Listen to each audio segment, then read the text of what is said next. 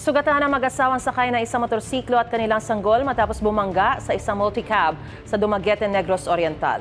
Sa kuha ng CCTV, kita ang paglabas ng multicab mula sa isang gas station.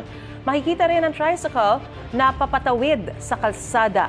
Iniwasan niya ng motorsiklo na nagdire-diretsyo at bumangga sa multicab. Ayon sa mga otoridad, nagtamo ng bali sa kamay ang rider habang sugatan naman ang kanyang asawa at 4 na buwang gulang na sanggol. Pauwi sana sila galing sa simbahan nang mangyari ang aksidente. Isinugod sa ospital ang mga biktima. Ayon sa kaanak ng mga biktima, balak nilang sampahan ng reklamo ang hindi pa nakikilalang driver ng tricycle. Sugatan din ang 2 sakay na motorsiklo matapos bumangga sa isang pampasaherong jeep sa Alimodian, Iloilo. Base sa investigasyon, lumihis sa linya ang motorsiklo at dumiretso sa kasalubong na jeep.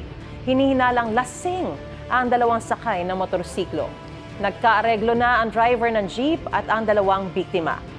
Sa Pasig City naman, 4 ang sugatan kabilang ang isang menor de edad matapos magkasalpukan ang 2 motorsiklo. Ayon sa pulisya, nasa magkaibang direksyon ang mga biktima nang biglang mawala ng kontrol ang rider ng isa sa mga motorsiklo.